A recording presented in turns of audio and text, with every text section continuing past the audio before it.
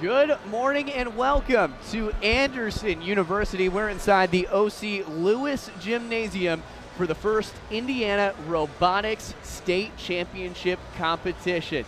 You can see the spectators getting in their seats, ready to go here at Anderson. I am JD Arland alongside a rotating panel of analysts. Beginning us off strong is Scott Miller. Scott, a great day for the State Robotics Championship. Oh yeah, it's beautiful out there. The weather's nice. We're ready to go. It's been a long 4 weeks to go. So. We are looking forward to opening ceremonies, which begin in just a couple of minutes. Our broadcast team is out here with 15 different angles of the action, so we'll really get to see all that Anderson has to offer. Scott, this game is called Charged Up. Can you tell us a little bit about an overview of what that means? Charged Up, it's basically an energy theme. We have two different game pieces. We have a yellow cone. I don't know if you can see them down there yet or not. And we have a square inflatable tube. You can see them on the field. And those are picked up by the robots and placed on the end wall there where you see what we call the nodes. Basically, it's boxes and sticks. The cones go on the sticks. The cubes go in the boxes. It's a bit of a challenging thing because they're two totally different size objects. So robots have to manipulate both of them. And to score them on those far posts there, they have to reach out over 40 inches, which is a long way for a 30-inch robot. So it's quite a challenge. So we will see the official game instructions, but apparently the point is to create what's called a link, which is 3 game pieces in a horizontal row. That could be cones, that could be the inflatable pieces that you saw, and they're going to be putting them on either side. So that's their community. Like you said, it's a sustainable energy theme, and they'll put those game pieces over there. You can see some of the human-controlled operators. Talk a little bit, Scott, about the way that this will go down, the autonomous version of this competition, and then the human-operated side of the robots for each round. The first 15 seconds of the match is completely autonomous. Humans don't touch a thing. It's all pre-programmed. It's all using sensors, and the robots have to do their own thing. Now, there's extra bonus points available during the autonomous period. After that, you see the humans will step up and they'll start controlling the robot. When you get to this stage of the competition and all eyes are on you, we're just a few moments away from the opening ceremonies begin. What are the nerves like preparing a robot for this moment after, working on it for so long? It can be really tough, especially for the drivers. When you get down there behind the glass, your heart's going 1,000 miles an hour. It's been a long season, and this is the end of it. This is, for most of these teams, this will be the last time they play this game officially. So, Scott, how many teams move on from today's competition to the national robotics competition? Oh, well, there'll be 10 going to the World Champs in Houston. World Championship in the site of the Final Four in Houston, Texas. So these teams competing for a spot to get there. The opening ceremonies just moments away. You're locked in live to ISC's coverage of the first Indiana Robotics competition. This is an all-day stream, and we will be here for 2 days. So this is the preliminary round, and then what's the difference, Scott, between today and tomorrow? We have qualification matches today, and we'll have qualifications matches tomorrow morning. These are all signed random groups of 3 teams. After we get done with qualification matches tomorrow, we'll create 8 alliances, and those 8 groups of 3 are chosen by the teams, and they will play in a round-robin tournament. If you're familiar with Little League, if you're familiar for most gaming tournaments, it's a round-robin with upper and lower bracket, all the way to the end where it'll be 2 alliances going for the finals. Now, Scott, a lot of people that, and we will answer that question in just a moment. We'll send it down to our MC so we can begin opening ceremonies here from Anderson. Welcome to the 2023 First Robotics Competition and this year's challenge, Charged Up, presented by Haas. And congratulations for qualifying for the district championship. Your hard work is clear. This season, First Energize, presented by Qualcomm, challenges teams to reimagine the future of sustainable energy and power their ideas forward. Qualcomm understands innovative engineering, creative problem solving, and that future leaders and innovators all start with a spark of brilliance. They start with you. A big thanks to Qualcomm for helping to ignite those sparks and for investing in the future. And we're very excited to partner with our Charged Up season sponsor, Haas. Not only are they one of the leading CNC manufacturers in the world, but they are also known for a few things about complex competitive machines. First CEO Chris Moore recently visited their North American headquarters. Check it out.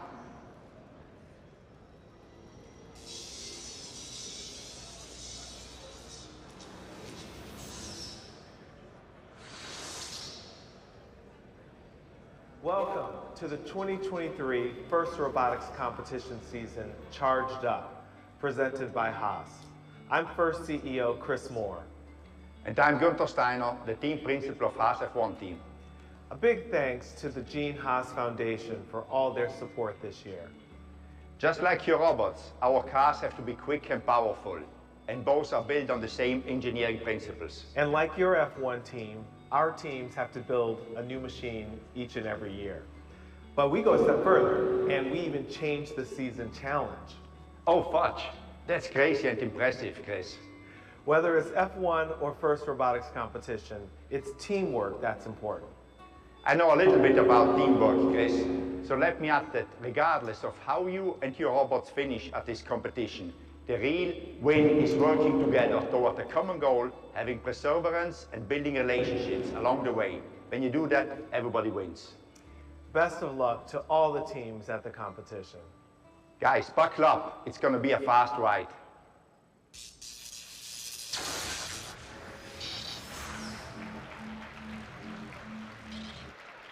A big thank you to Haas for being our sponsor for Charged Up this year.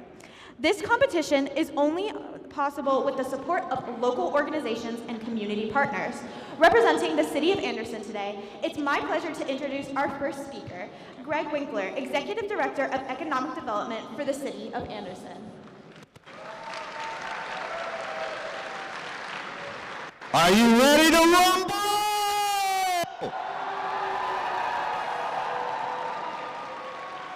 I think you are. I think you are. On behalf of Mayor Broderick and the people of Anderson, welcome to Anderson. We are honored to have you here. In the middle of the Nevada desert, you find a collection of petroglyphs, the oldest drawings on the North American continent, 11,000 years old. One of the most interesting drawings in that collection is a piece of technology. It's a sling that was designed 11,000 years ago and built that enables the thrower of the spear to get additional distance. I think I lost. It enables the thrower to get a distance and accuracy. The point is, throughout the course of human history, we have been designers.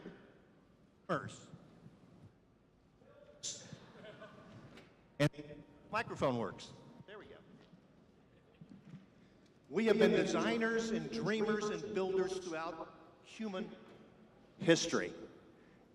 And you are the dreamers, the designers, and the builders of tomorrow. And we're honored to have you here. Thank you so much. Enjoy your time and rumble.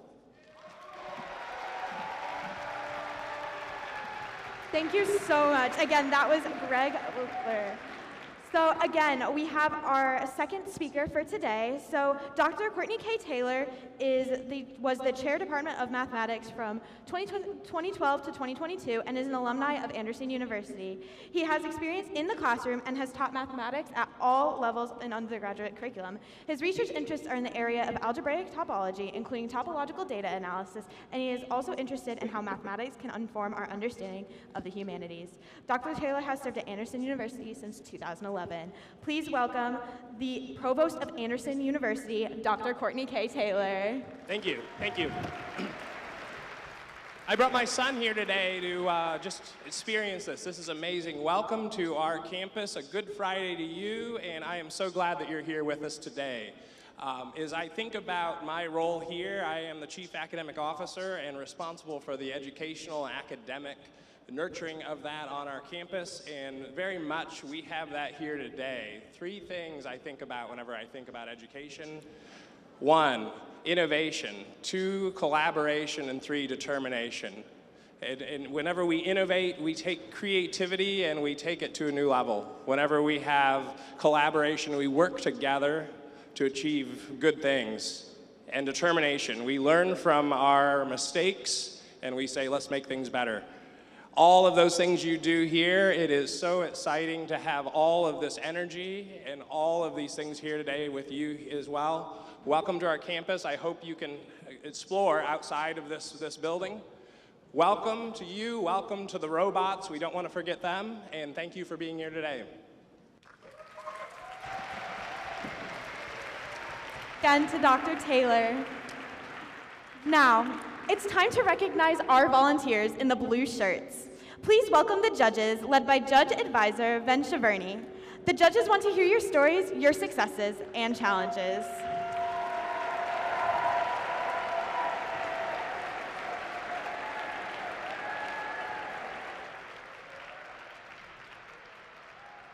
This is a distinguished group from companies and organizations where you may want to work someday, so make sure to go network.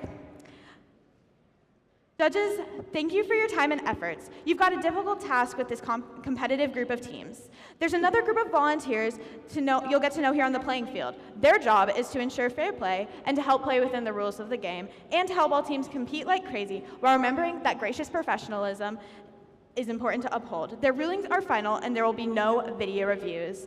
Please welcome your referees, led by head referee and first alum, Logan Byers.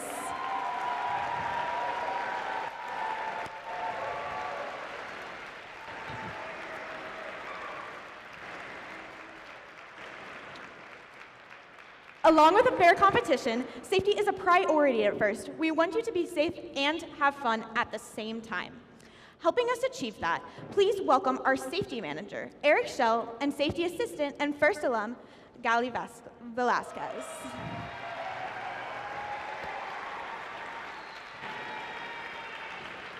Here at the event, we like to make sure that you and your team have a safety plan. Mentors, please communicate your safety plan and a designated meeting place to your team. And congratulate this year's Safety Animation Award winners, Team 836, the RoboBees from Hollywood, Maryland, will play their winning animation tomorrow during the playoffs. There is only one award which recognizes an individual student and not a team. It's the Dean's List Award. Dean's List nominees, please stand now, and let's give them a round of applause for all of these students who are nominated for being terrific leaders on their teams.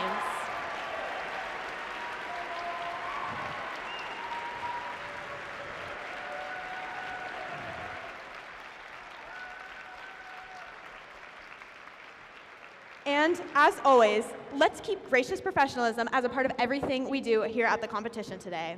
One of the awards we'll present during the award ceremony is in honor of the creator of gracious professionalism, Woody Flowers. The Woody Flowers Finalist Award will be presented to an outstanding mentor who has been nominated by their team. The winner will receive a blue banner, a trophy, and a shirt signed by all of you. Woody's signature look was a shirt he'd asked everybody to sign, and we want to carry that tradition for our Woody Flowers Finalist Award winner. Please stop by Pit Admin and sign the shirt today. And now, we would like to give a warm welcome for Renee Blecker-Blau, the outgoing Finn president.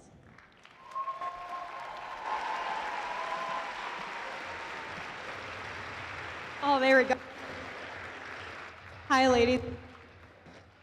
Reflecting on my time with Finn over the past 10 years, I'm so grateful for this community. The high school students that I mentored are now mentors themselves. I do. The FLL participants now in college and are interns with Finn, wherever Devin went, hello. And I would consider a number of the key volunteers some of my closest friends. Over these past 10 years, we went from being a ragtag group of misfits that gets things done to being the professional team of young at heart, adultier adults who are respected across the international first community. And I am so proud when I look back at where we were in the fall of 2013 to where we are today. Maybe I should stop turning. I am the person I am today because of the I am happy to place the care of this exceptional community into the highly Try that one. Y'all, I am happy to place the care of this exceptional community into the highly capable hands of our incoming Finn President, Ashley Robbins. Please give her a warm round of applause.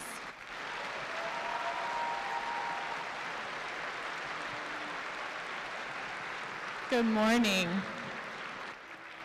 Thank you, Renee, for the introduction, and thank you, everyone, for the warm welcome. I am very thrilled to be here today, and I'm excited to be surrounded by some of our top-notch teams who are ready to bring it on the field today, ready to compete this weekend, but ready to work together, and really excited to see that throughout this weekend. So when I accepted this role, I knew two things coming in. I knew that FIRST is an exceptional community, that it is full of people who are dedicated to its programs, that it is full of students who love learning and exploring, and I was really excited to be part of that community. The second thing I knew was that I am here for students. I wanted to come back to work with students. I worked for a school district for almost 5 years, so I knew I was coming back to support you. In the last 2 weeks, I have learned an immense amount. It is hard to relay how much information there is coming at me and how excited I am about that. Renee is really turning on the fire hose as she relays some of that to me, but it's great. I'm really excited to meet all of you, so please, if you haven't already introduced yourself, please do so.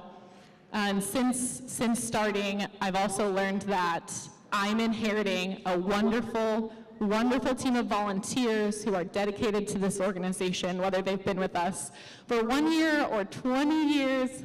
They are just absolutely people who I hope stay around with FIRST, and I'm grateful to all the work that they've done and will continue to do for us. So last thing before I get off is I want one more time for you guys to really recognize the amazing things Renee has done, because 10 years dedicated to this organization, cannot say enough. I know that I am inheriting something that blood, sweat, and tears have gone into, and just so grateful for what she's done for our community, and you should be proud of that.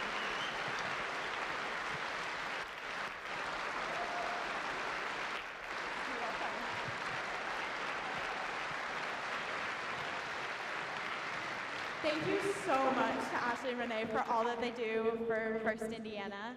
You can check out our other FIRST programs on display here this weekend in our field house with the pits. We have FLL and FTC teams demonstrating their robots, so please go show them some support. Before we set the robots into action, let's take a moment to commit ourselves to a world where everyone feels safe and lives free of fear. At FIRST, we join those all around the world who are calling for peace and safety. And now, please stand for the national anthem, played by Sammy Lale from FRC 1720.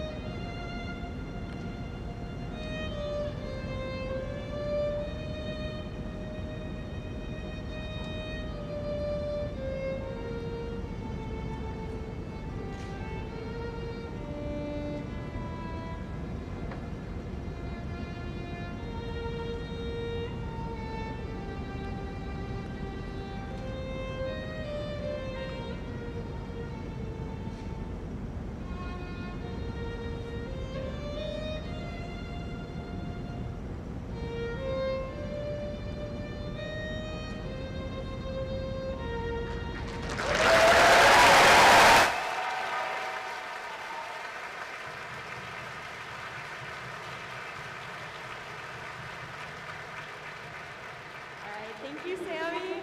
Alrighty, everybody, are you energized?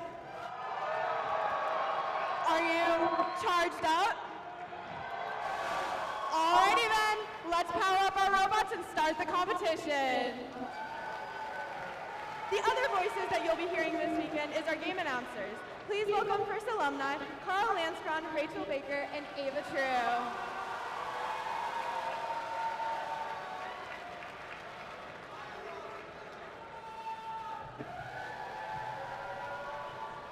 Welcome back after opening ceremony. It is qualification round of 64.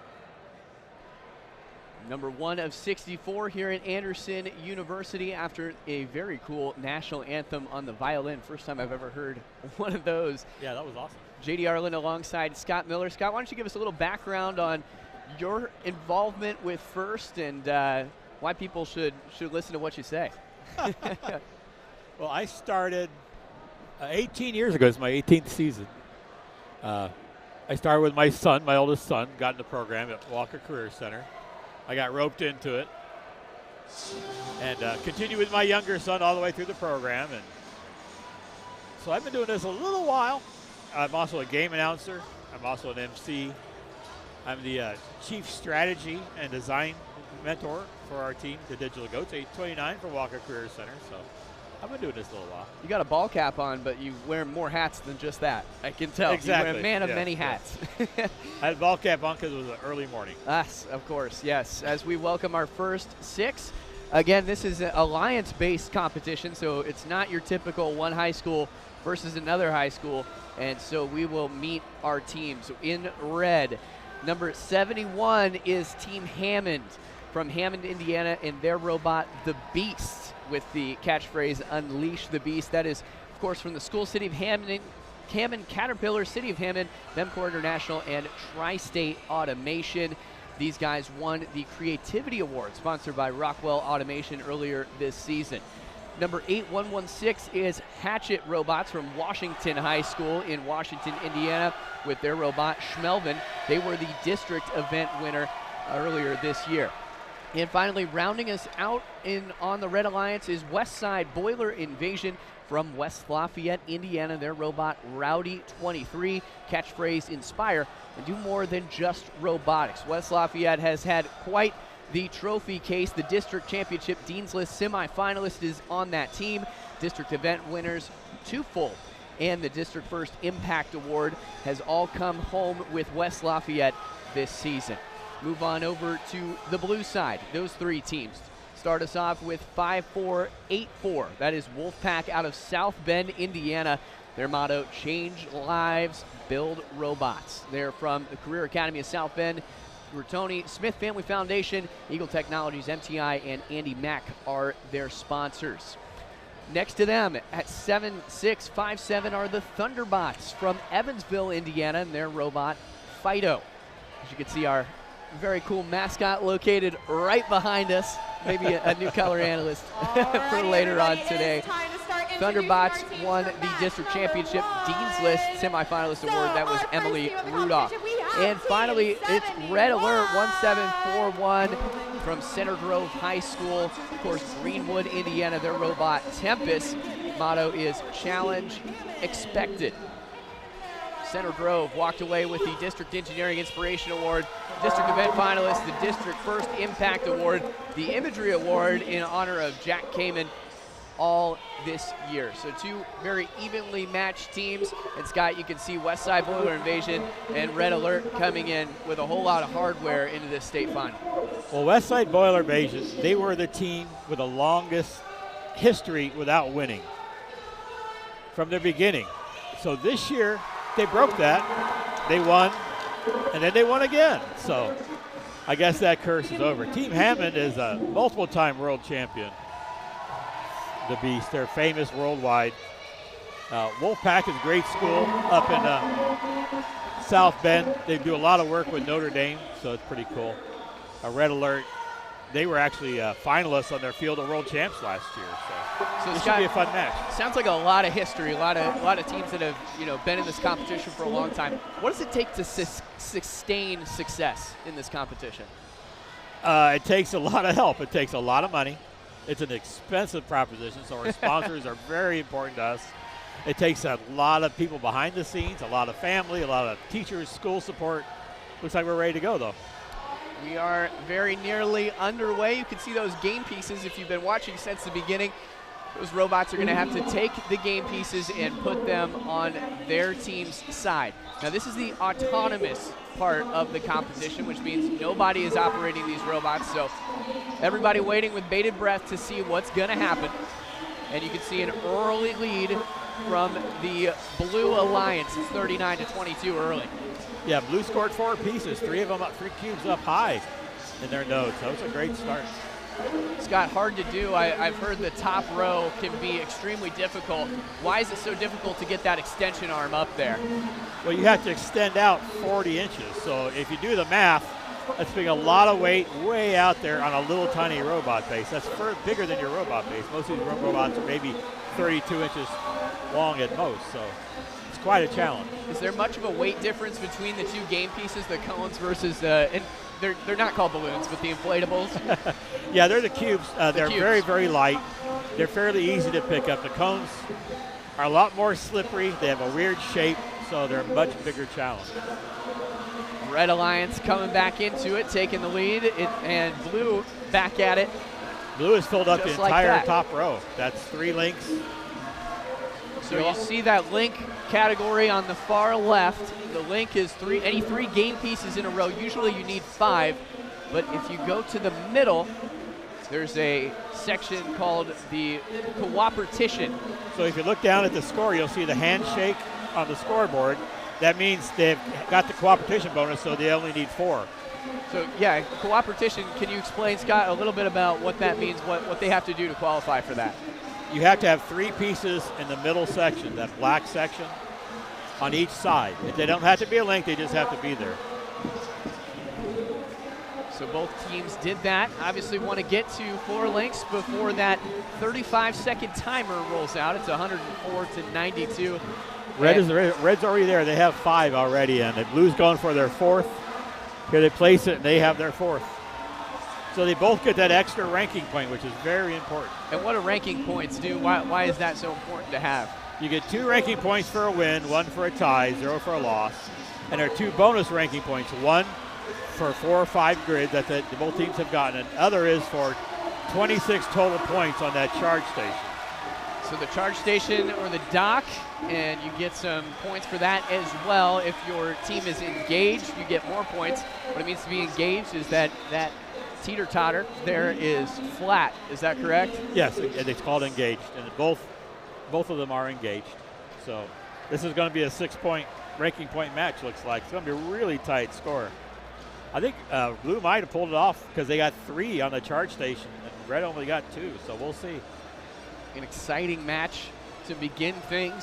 What you might expect from 6 schools with a whole lot of history. So already starting off strong with a great alliance core. And Scott, how are these alliances selected in the qualification round? It's totally random. There's this massive, huge formula. There's a paper out there that explains it all. I don't understand that math, but it's strictly a formula. Sounds like the selection committee. Yeah, exactly. March Madness. Exactly. But they really can't take into account, how good you are. They can't, rankings and seeding can't really be in that. So it's totally random. As we look, of course, towards Houston, that's the ultimate goal. What are some big takeaways from the district competition? Here comes our score. Blue Alliance is the winner, 144 to 133, so yeah, very close, like you mentioned. And you see those ranking points down below, 4 to 2. So the here at state champs, if you don't get 4, you're going to consider it a loss. And the straw that broke the camel's back to give Blue Alliance the win must have been that charging station at the very end. Yep, that was 10 more points. That each one up there gets 10 points. And that was the thing that made a difference. I didn't look at the fouls. I didn't see if there were fouls, so I don't think there were. So, yeah, we take a look at it. Zero penalties, like you mentioned. Pretty good, yeah. Not a lot of defense played there. Now, Scott, what's this charge station number in the middle there, 42 to 32? So they both got up in autonomous. They're engaged, so that's 12 points. And then it was 10 points per robot, so you saw 30 more for Blue and 20 more for Red. That makes sense. We've got all of this information on the First Indiana Robotics website as we welcome our next set of teams to competition. So qualification 2. Here's the explanation video if you might have missed it in opening ceremony. The alliances earn additional points if their robots are docked to or engaged with their charge station. Robots start each match in their community and may be preloaded with either one cube or one cone. Each alliance may choose where to stage 4 additional game pieces. During the first 15 seconds of the match, robots are autonomous. Without guidance from their drivers, robots score preloaded game pieces, collect and score additional game pieces, and are docked to or engaged with their charge station. Charge station points earned during auto count towards a potential activation bonus. The grid has nodes specific to cones and cubes, and some where either a cone or cube can be scored. During the remaining 2 minutes and 15 seconds, drivers control their robots. Robots continue to collect cubes and cones from human players at their substations to deliver power to the grids in their community. Each community contains 3 grids. The center grid is the cooperation grid. A link is a line of 3 game pieces scored on the same row.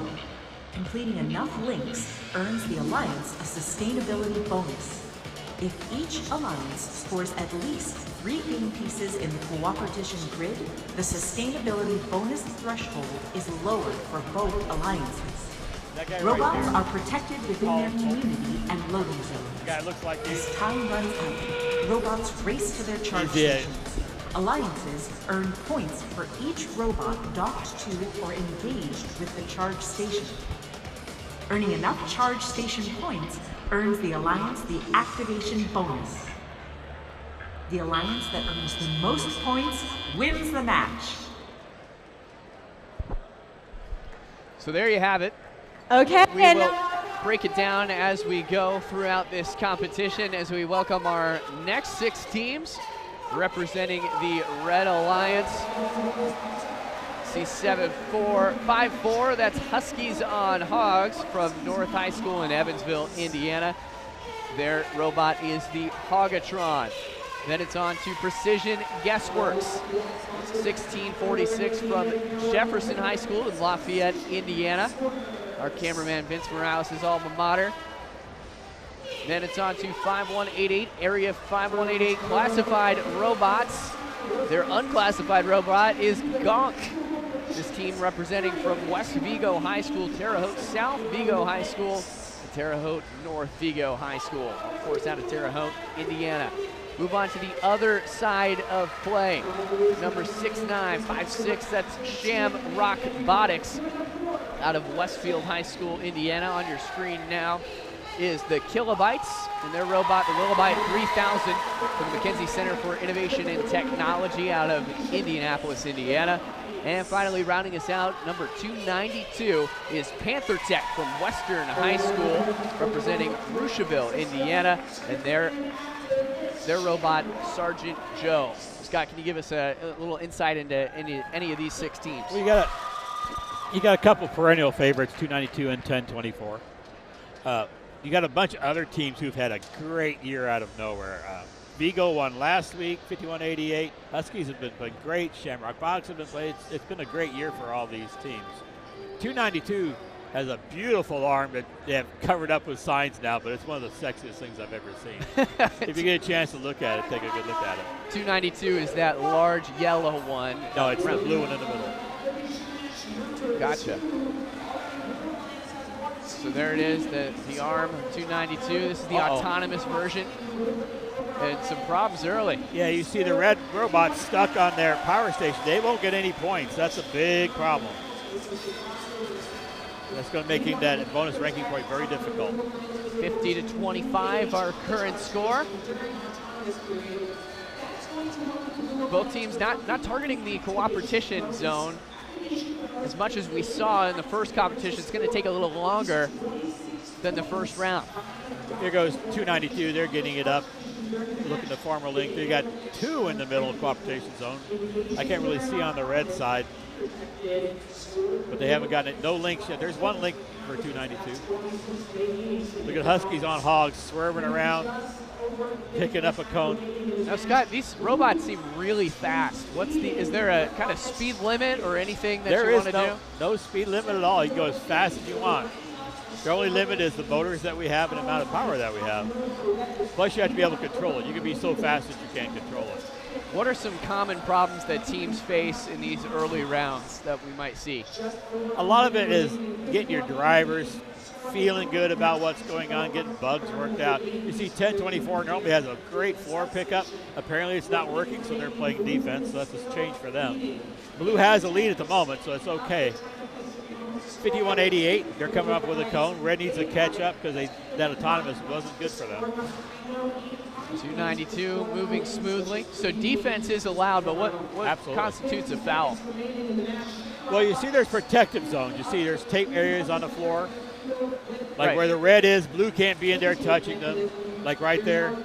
And where the blue is in the community area around the charge station, red can't be in there. Also, you're allowed to hit pretty darn hard. Some of these collisions can be ridiculous, but you can't push a robot over. That will become a technical foul. And these robots are tall and have high centers of gravity, so that could be a problem. You can see both alliances have got the cooperation.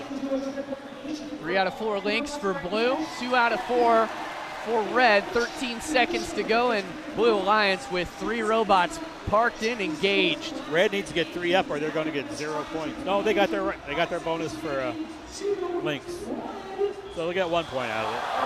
The buzzer beater. They might win. All right, that might have thrown them right over the edge. Look at that, 99 at 108, and blue has 3 engaged, and red has 2. Match is under review. And so what did you say the bonus was right at the end that red got? They got their 4 links. So, yeah, 4 links, 4 out of 4 on the upper right compared to 3 out of 4 for the Blue Alliance. That's a sustainability bonus, they call it. So they get at least 1 point out of this. They might win. You never know. Let's see what the referees say with the score. You never know until that final score is on. On paper, blue wins, but we'll see. On your screen now, you see that yellow 1024 robot that was unable to grab from the floor and then had to play defense. What goes wrong with, I guess, what do the operators do when something like that goes wrong? Well, the coaches have to decide what to do because the operators are focused on driving the robot. So there's a coach there also that watches the entire field. And they will tell the drivers where to go, what to do, what to pick up, because the drivers are just focused on that robot. They can't focus on the field. So the coaches are able to provide a little on-field direction. Do they stand behind? Or yes, they stand right behind the 2 drivers. And I'm guessing that can be pretty confusing. It's pretty loud in here. It can be kind of confusing if another coach is maybe saying something. It can be very loud down there on the field. Yeah. 1 point. How about that? 130 to 129. The big score there is 20 penalty points. That's a big thing, 20 penalty points. So. Nice little chomp there as we see some highlights from the previous matchup. And that was an absolutely fantastic Look finish. at that 292. That arm on 292 is just beautiful. Look at it. It's all cut out of wire. It's all machined. It's just a work of art. And so for maybe those who aren't as familiar with how to build a robot, where do you even start with this whole process? Well, we get the game that we have to play. This year was the second weekend in January because the first weekend was too close to the holiday. And we have basically 6 weeks to completely design and build a robot from scratch. So to play that year's game. It's a lot of work. It's a lot of fun. You have to decide your strategy, how you're going to play the game, what your drivetrain's going to be like, how high you're going to reach. It's a lot of work. It's fun. And what's the risk like of something going wrong in the early competitions? Maybe you qualify for state, and then how long do you have to fix your robot before you're on the biggest stage in the state of Indiana? It depends. The first event was 5 weeks ago. Everybody plays at least 2 events. Some of these teams played the first 2 events, so they've had 3 weeks. A lot of these teams played last weekend. So that was it. Some teams play 3 events, some teams play 2. So it's constant. You have to constantly get better. You see these teams at state are so much better than they were that first week. I mean, like I said, we're expecting 4-point matches. I think we had maybe 1 at the first game. Now we expect it. It's gone down to less than 10 in our last 2 rounds as we move to round 3. And you see on your screen that is the Robo Blazers out of University High School in Carmel, Indiana. They represent the Blue Alliance, as well as the Tinley Trail Blazers. 6721 out of Charles Tinley Accelerated School, of course, in Indy as well. 328, Penn Robotics, the Golden Rooks, and their robot Lunch Money out of Penn High School in Mishawaka. That's the Blue Alliance. Then on the other side of the field is red. Start off with Purple Precision, 3176 out of Brownsburg High School, just down the road from here. Then it's Cybertooth and their robot Rattlesnake.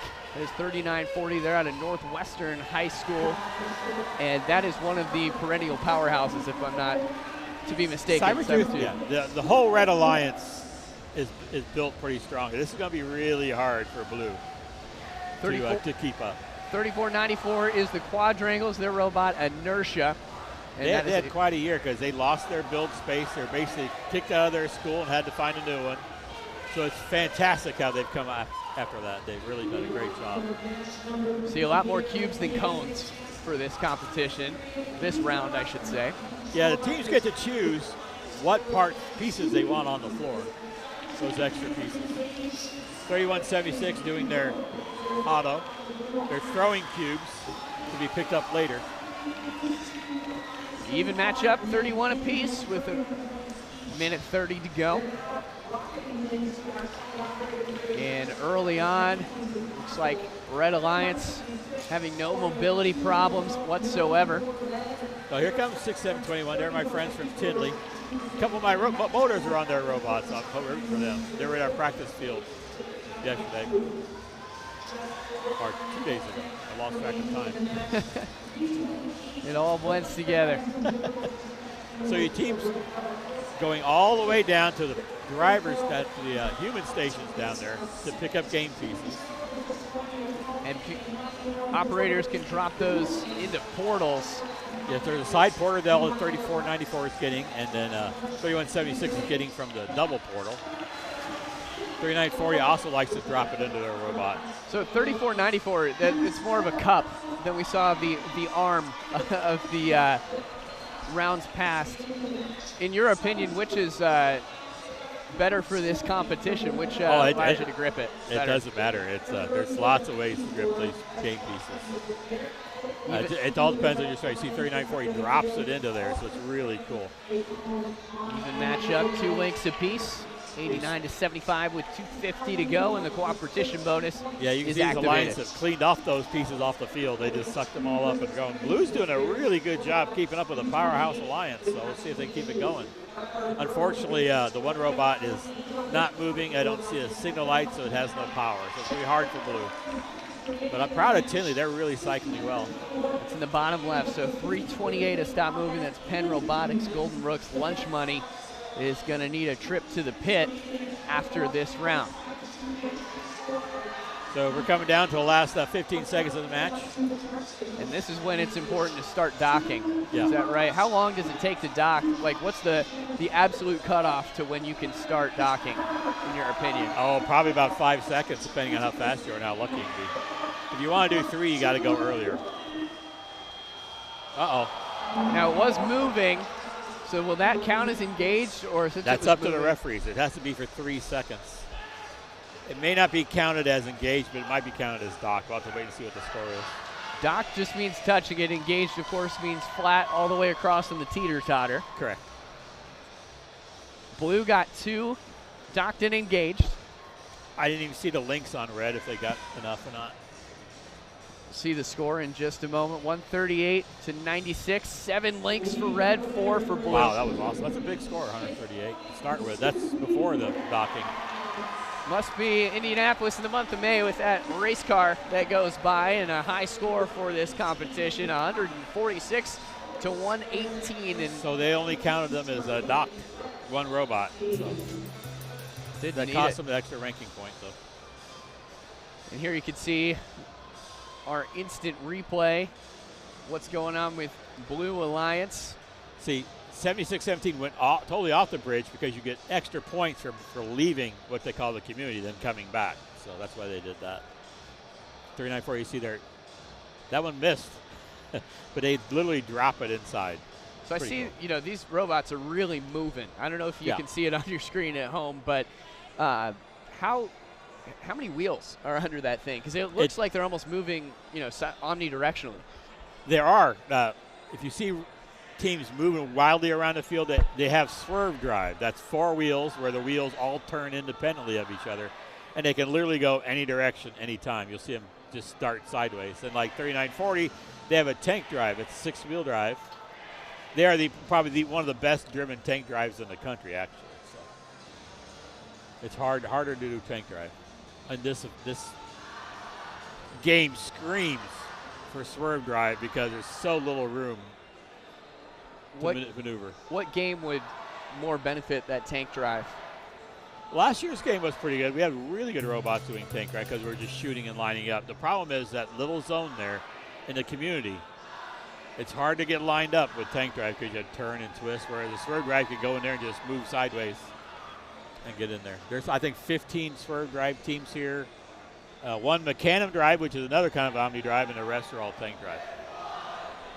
We move on to qualification round 4. Of course, 64 rounds today here on the ISC Sports Network at Anderson University. You can see the stands all packed as we introduce our next 6 up. So representing the Red Alliance is Castle Robotics, 6'4", 98 out of Castle High School in Newburgh, Indiana. Then it's 234 Cyber Blue. The team was a 2-time Engineering Inspiration Award winner this season and a finalist in Columbus back in week 3. They are out of Perry Meridian High School in Indianapolis. And finally, the Last Crusaders, 39-47 out of Knightstown High School. I get it's a night joke. And I saw some some folks dressed up like Crusaders in the stands as well. Very cool. Their theme is more Indiana Jones. You see it with their hats. I would have figured they would have gone with Hoosiers theme, being from Knightstown. But maybe that's more last year with the shooting hoops. Making up the Blue Alliance, 49-26 is Galactic, one of the hometown favorites at this event from Columbus North and Columbus East High School. Then it's 34-87 Red Pride Robotics. Their machine named Watson. They're from Plainfield High School in Plainfield, Indiana. And then the Penn Robotics Black Knights. So we saw Penn in the last match as well, and they had an unfortunate mishap with their robot, but teams bringing more than one robot. How common is that, Scott? They're actually 2 different teams. The program at Penn High School is actually a class, so they have a bunch of students. They divide up in 2 teams to give the class things to do. So it's pretty unusual in Indiana. There's other places where they have them, but to have 2 teams. 234 is a perennial powerhouse. Colin Fultz, the director of FRC in the entire world, is alumni of that team. He's down there on the floor. His dad basically started every team in Central Indiana. So we all owe a big debt to the Fultz family in 234. 234 Cyber Blue again out of Perry Meridian High School. 2023 District Engineering Inspiration Award winner. The Autonomous Award presented by Ford. That's in the trophy cabinet from this year. From last year, they were the district event winners in Columbus for the Inspiration Award. By the way, Galactic is defending state champs, 49-26. A very important note as well, Columbus North again, Galactic is that 49-26 by the Batman logo in the lower left of your screen. All right, everybody got docked. They got their engaged bonuses, so that's good for both alliances. 36-32, minute 27 to go. It looks like Blue Alliance just moments away from their first link. Yeah, they got a really solid autonomous. They got a slight lead out of autonomous. We'll see what happens here. Everybody's still functioning. A little kerfuffle there between the two Red Alliance robots there in the driver's station, or the human station. You can see how quickly the robot from Plainfield, 3487 Red Pride Robots, is moving to get those bottom spaces filled with game pieces. Cooperation bonus for the Red Alliance. Still need it for the Blue. They're getting closer. Filling up that bottom row is a really interesting strategy. I really like it because it's fast and it gives you links really fast. So that's a great strategy. 71 was really good at that last weekend. 4 rounds in, and all 4 have gotten the cooperation bonus. 3 links reached for the Blue Alliance with 82 points compared to 69 from Red. See, 64-98, they had a little scooper that pops out to push game pieces around. I like that. And filling that bottom row is some guaranteed points, something you can do very quickly. Definitely something you probably want on your alliance moving forward in this competition. Especially if you have 2 robots that score high very well. It's great to have a 3rd robot that you can just rank up those points on the bottom. Now, is it possible when you have one that's kind of scooting a game piece along to make a steal? Sure. And rip it away? Absolutely. I mean, you can't basically steal it from them if they possess it, but if they're just scooting it around, absolutely. There are rules about the manipulators and being inside other robots that'll get you a tech foul real fast. Here goes this view from our technical director, Jordan Shu. You can see the game pieces on both sides. 5 seconds to go. Got a dock. 6498 needs to back off. There you go. 2 robots on the dock and engaged on both sides. So it looks like Blue's going to run away with this one with 5 links and 2 robots docked. Looks that way, yeah. I mean, look at that top row is full and that bottom row. That's a great strategy, just concentrating on those 2 places. 135 is really good at putting those low cubes in there too. Loving the crown. Blue Alliance, no surprises. Take a look at the final score, 147 and 111. 15 penalty points helped a little bit. And so out of these, which robot would you say made the biggest impact for Blue Alliance? Probably 135 and 4926, both. And they were all working on that top row. That took a lot of work between those 3 teams to fill up that top row. So you said, Scott, these teams have been competing for 5 weeks. That's not a lot of time to get the game going. How do you see teams improve the more that they play this game and the more that they have to go up against one another? Well, I mean, they improve mechanically. You see a lot of changes in pickups and grippers. Also, the automatic functions get better. Drivers get better. How they use their buttons and controls gets better. Everything just gets a little. And you have to work on it. We worked on it every 2 days a week during the season when we're competing. So you probably had to build whatever that game was. You probably had to build something similar in the Yeah, workshop. we have a wooden version of the field to work on. And we had 2 robots. We built 2 robots, a practice robot and a competition robot. That way we can get a lot of hours on those robots and not hurt them bad. See some highlights. A dominating victory from the Blue Alliance. So we welcome our next teams to competition. This should be a pretty good match. Really good match. This one plays out. That A29 team's pretty good.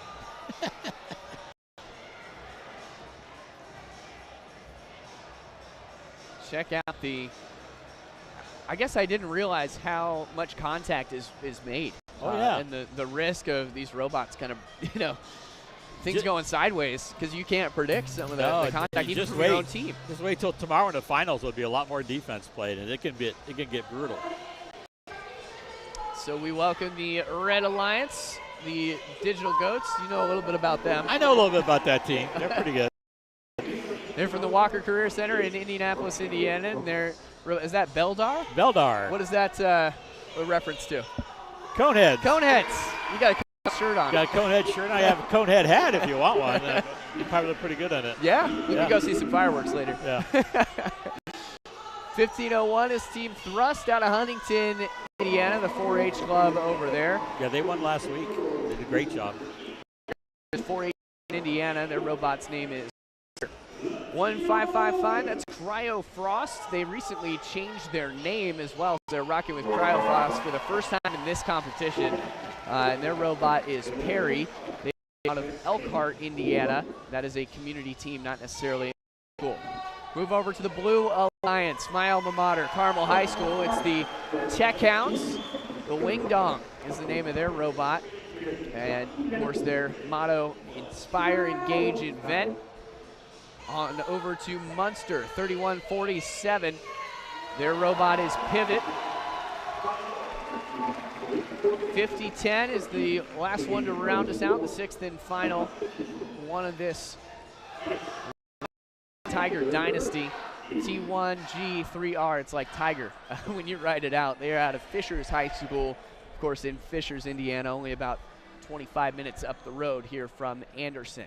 Yeah, I'm intrigued to see 868. We haven't seen them for 3 weeks, so I want to see what new tricks they have up their sleeve. They were pretty awesome before, so let's see what they do. I'll tell you from the outside, I never did robotics in high school, but from the outside looking in, they were serious. Oh, they were?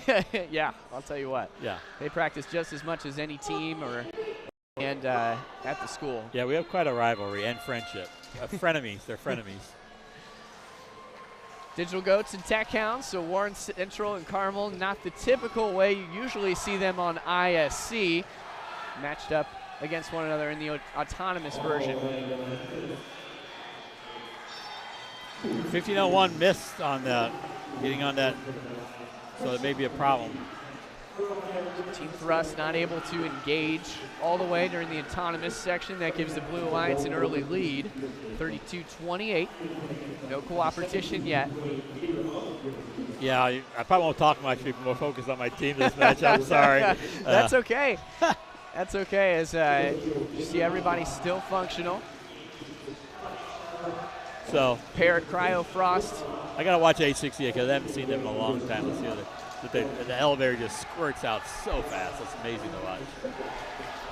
So they're using some of the same strategy we saw in round 2 of having the long arm instead of the scooper.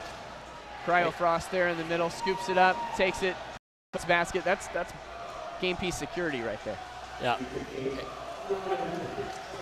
65-59, a little over a minute to go. 2 links apiece on the side. Coopetition is reached, so they only need 4 to get that highly coveted ranking points.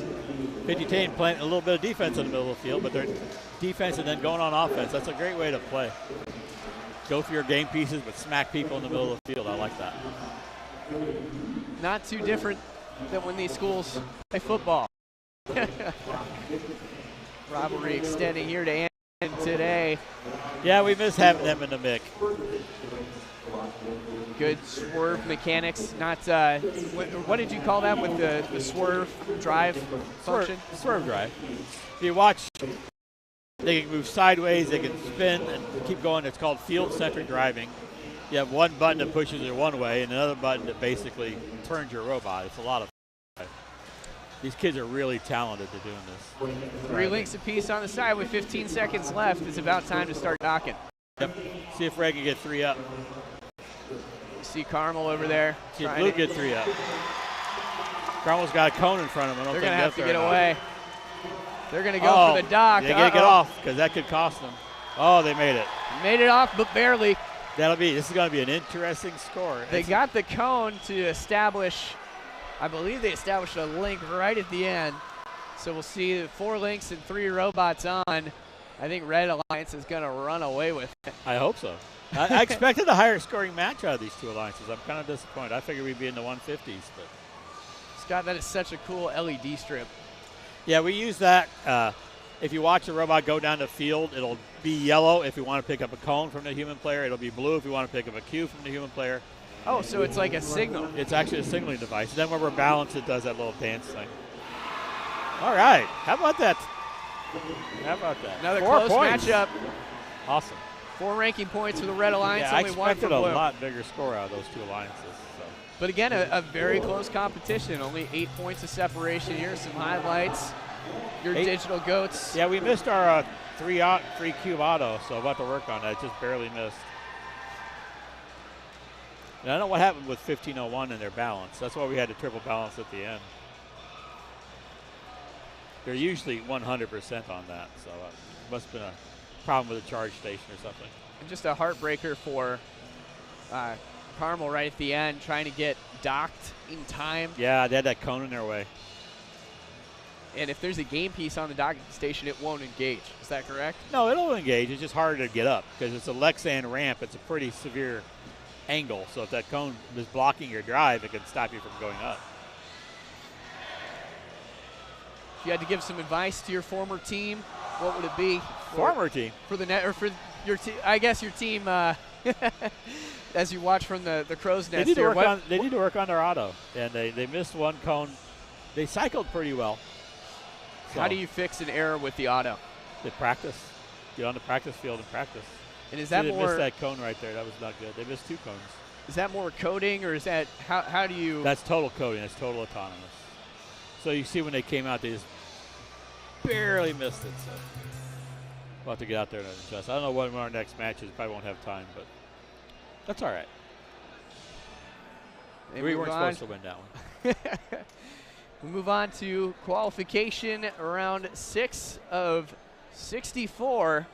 You're joining us on ISC Sports Network. We're here at Anderson University. It's the all-day stream of the first Indiana Robotics competition, the state championship, as we move on to round 6.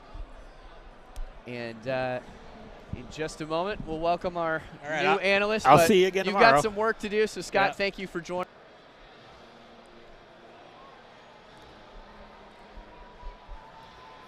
Welcome our next analyst as she gets settled. We will introduce the field. 292 for the Red Alliance is Panther Tech and their robot Sergeant Joe. And it's on to the Tinley Trailblazers. Their robots Gary or Sebastian. 6721 is their number. 7457 is Super Duper Robotics. Purdue is in the middle of that one. That's Purdue Polytech out of Indianapolis High School.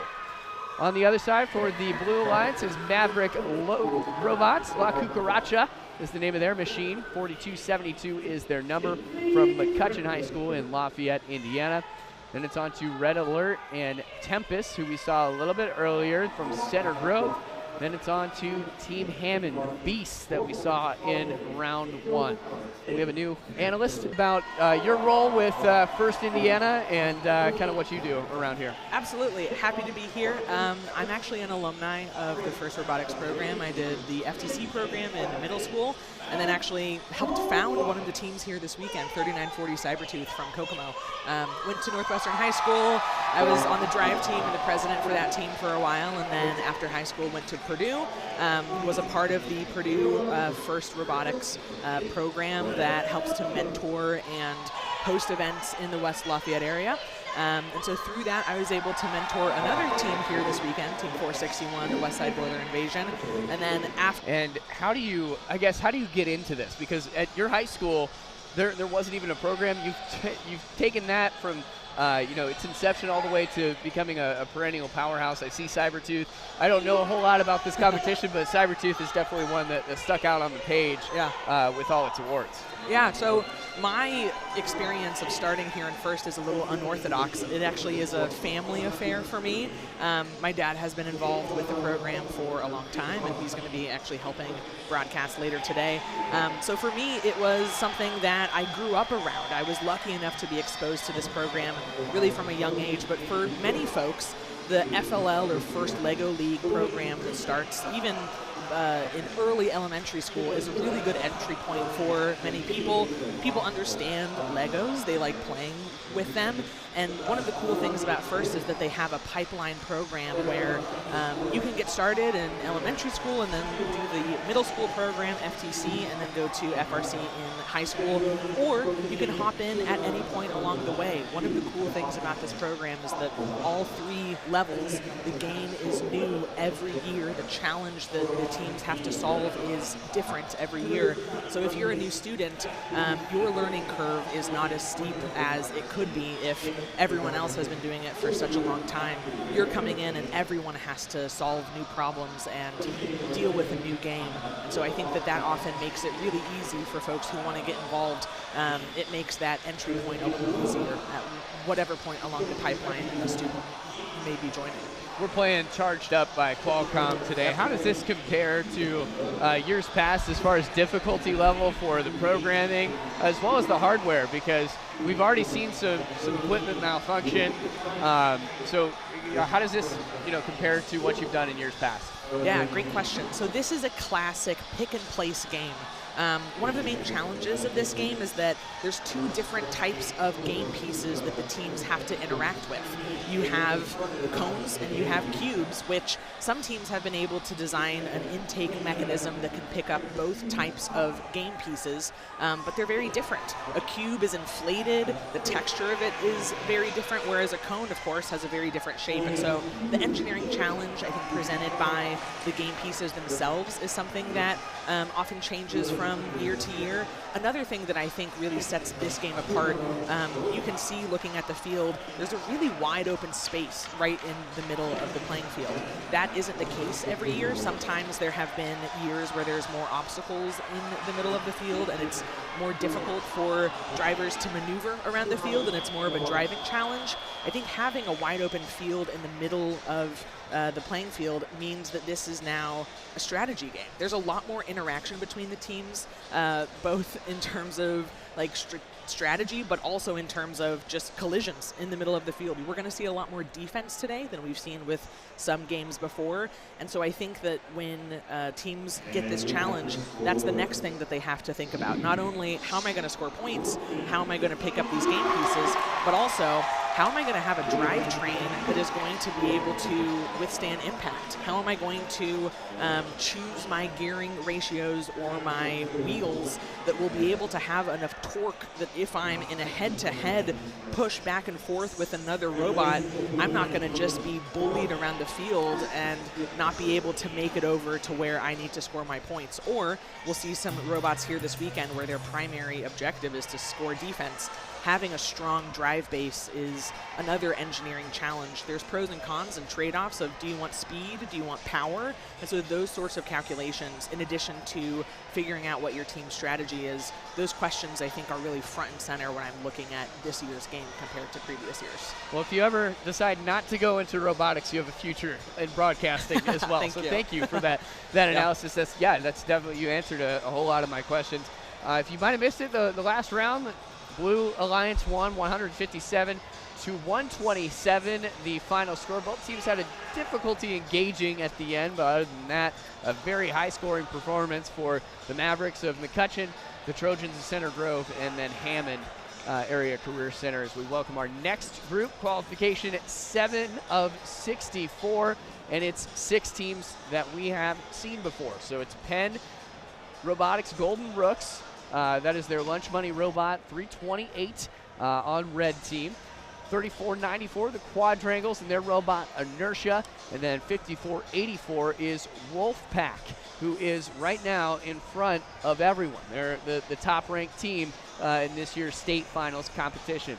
On the other side of the field, Purple Precision from Brownsburg, 3176. The Kilobytes from McKenzie Center for Innovation Technology in Indianapolis. They have the Willabite 3000 as their robot name. And then Castle Robotics from Castle High School in Newburgh, Indiana. Rachel, you can see the problems docking. What happened there at the end? Yeah, so I think it looks like they ran out of time, you know? When we get into the end game, usually the last 30 seconds is when teams start to kind of shift their priority from scoring game pieces to balancing on the charge station. this game is really a game of cycles, right? You are trying to figure out how many times you can go back and forth between the human player station to get more game pieces and then over to your community to score them. And I think oftentimes teams don't allot enough time for them to balance together at the end. Running cycles, scoring game pieces, that's something that you can do on your own, but it really comes down to communication behind the glass, teams talking together and saying, hey, we got 20 seconds left, we got to get to the charge station to try and balance. And sometimes something goes wrong, they're not able to communicate well enough, and they just run out of time when the match ends, and they're not able to clinch that balance that'll get them those points on the charge station. Definitely high risk, high reward right at the end there. And I think today the way you score more points than anything is by docking and engaging. Is that correct? Yeah, I think that often for many teams is one of the best ways to score points, right? You can get 12 points for engaging, but also there's a lot more nodes to score game pieces, cones and cubes on the ends of the fields than there are. So the potential for scoring game pieces, that game point potential is a lot higher, but it's a lot more difficult to score that many game pieces. Just thinking about all of your robots have to be firing on all cylinders in order to run enough cycles to score a game piece for every single node that is on your alliance's grids. So I think for many teams, scoring points on the charge station, even though it takes that cooperation between teams, is often the easiest way for them to score a lot of points. So we will get underway soon. JD Arlen. Rachel, your last name again, I'm so sorry. Baker. Rachel Baker up here in the studio with us. Anderson University as we enter round 7 of 64 today on our all-day stream of day 1 of 2 of the state finals, and they are underway. So this is the autonomous portion. Rachel, how difficult is it to code a robot to do to engage all on its own? Yeah, when I was on a team, there was a reason I was not on the software team, because it's really difficult. Not only do you have to know your robot really well, but you also have to be able to build in enough flexibility to your autonomous code that you have options, right? If you have just one strategy that's really specific, oh, well, I have to be on this specific part of the field, I can only do this one thing. When you get on these alliances with 2 other teams that may have different strategies, that's going to mean that your autonomous mode might not work for that match. And so, especially when we're here at a competition like this, a lot of teams in the stands have students that are doing scouting, just kind of like at a basketball game or a football team. You have recruiters coming in and scouting. We have the same thing here. Tomorrow we'll have teams picking their alliances for the finals. And so autonomous modes and how many points you're able to score during the autonomous period is something that's really important to other teams as they're picking their partners for the finals. So having not only an autonomous code that is reliable, that's going to score you points, but also gives you the flexibility you need in order to have a strategy that is works with many different types of teams. That is really difficult. And there's a lot of little small things that can make a difference. If there's something wrong on the field, if the game piece is placed even just an inch off, there's some teams, as you're setting up the match, you can see them be really, really, really picky about how the game piece that they're planning on picking up during auto is placed, because really an inch can make a huge difference if you're going to score that game piece or not. And because scoring points either by placing game pieces, a cone or a cube, or balancing on the charge station, those actions are worth more during auto mode. So those 15 seconds can really make or break a match. And so teams, because it's such a big challenge, it's really important to them. And they try to do everything they can to ensure those points. We see 10-24 off to the side. They're done as both of our teams dock and engage with 2 robots in the final portion of this match. 34-94, waving to the fans. Getting some applause as well. 117-93 will most likely be our score heading into the final as we count those points from engagement. 5 links compared to 2, so this is the first time today where the cooperation bonus has not been lit. Definitely an important piece of trying to get those highly coveted ranking points, especially for Wolfpack, who resides at number 1 right now. Right, exactly.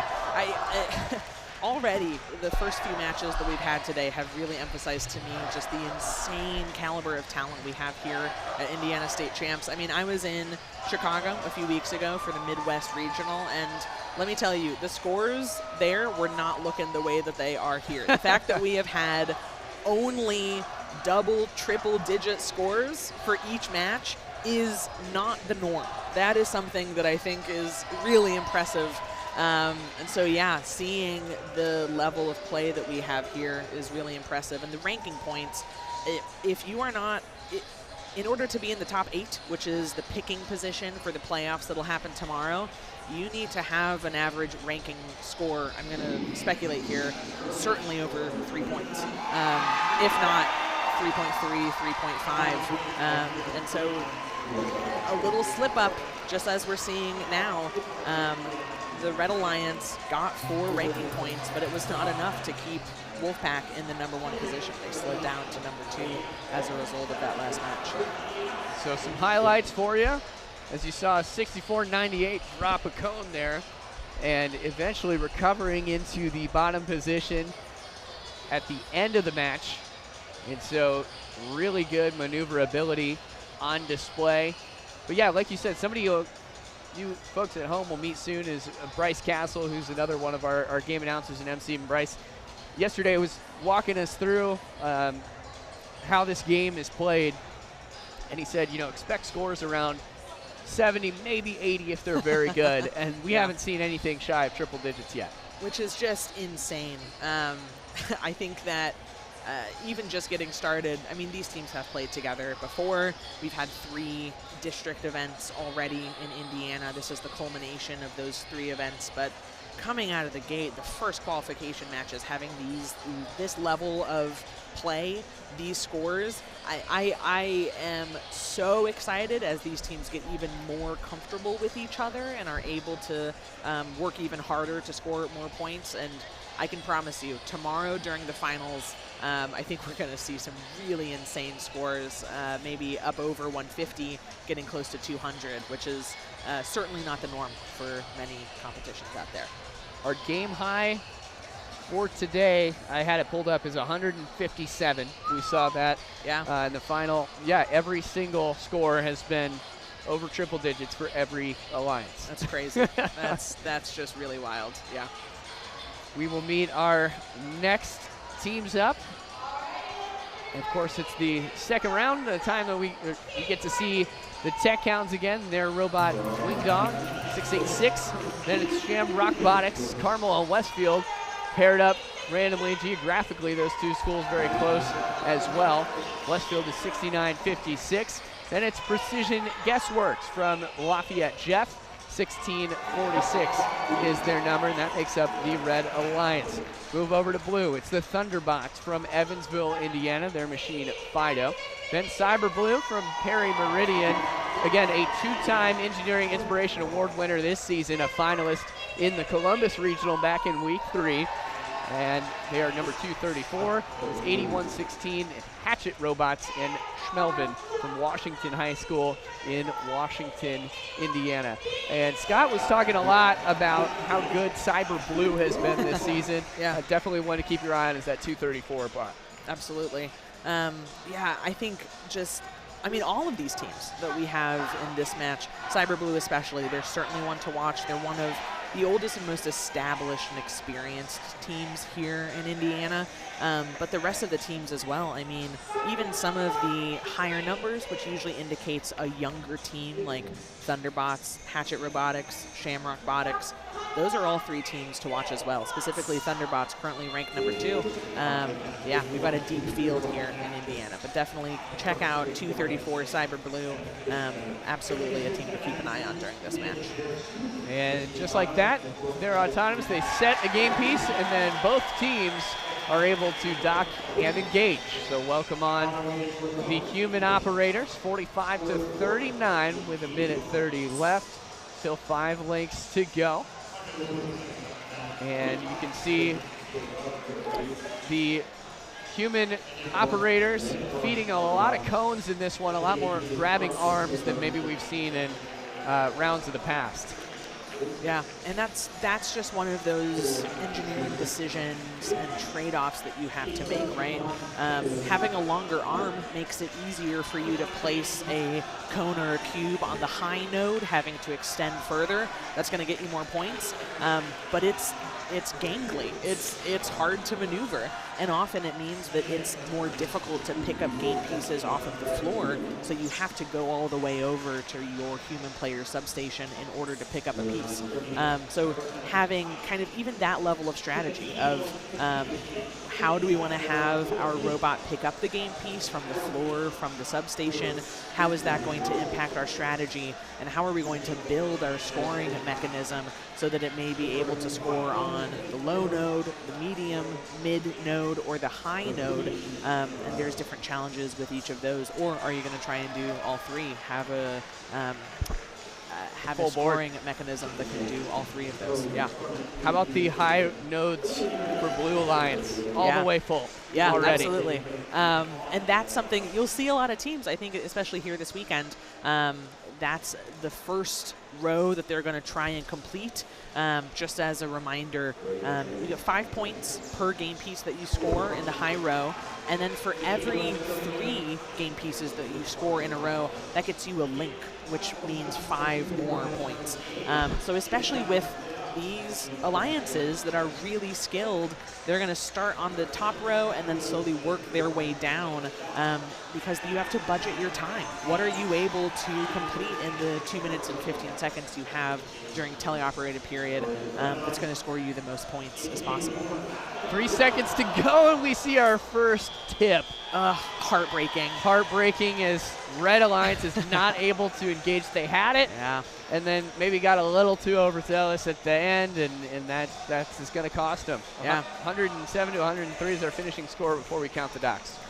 And that's another thing. Those charge stations, when First is designing the game and the elements that are going to be on the field, they know how big on average these robots' drivetrains are going to be, and they know it's going to be difficult to get 3 of those robots on the charge station at the same time. Of course, every alliance wants to do that, but it takes a lot of cooperation between the teams behind the glass. It takes pretty small robots having to stand next to each other, and it's a risk. If you're Shamrock Robotics, that's something, if you're going to be on the end, that's risky, and their robot may now be damaged coming off of that fall. But when you're looking at your opponent, and you can see with the score here, Red Alliance needed those points at the end in order to potentially win this match, and because of that fall, they weren't able to get that win.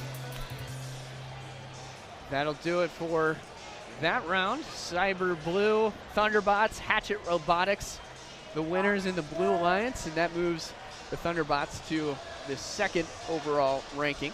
So we've seen 1 and 2 so far, and we will welcome our next squad in just a moment. But how about a quick look at the replay, and Rachel, what do you see that you like here? I like over here 234. I think this is during an auto mode. Getting that dock and engage 234 up on the charge station, that's going to help them with their activation bonus, which is going to help get the ranking point for the Blue Alliance. Activation bonus means that if an alliance is able to score at least 26 points by docking or engaging on the charge station, they get a ranking point. And we've already talked about how important the ranking points are for teams having a good ranking coming into the playoff selections. So that huge thing, that's something the scouters in the stands are going to be looking for. 868 too, having that ratcheting out elevator style scoring mechanism, that's consistent. They know that they're going for the high rung. They're able to spit out their arm, quickly place a cone. You'll see a lot of robots with their kind of gangly, unwieldy arms that they have to control in multiple directions. Having an elevator where you're really only going in one direction out, and sometimes you can move it up and down a little bit, but reducing the degrees of motion that your operator has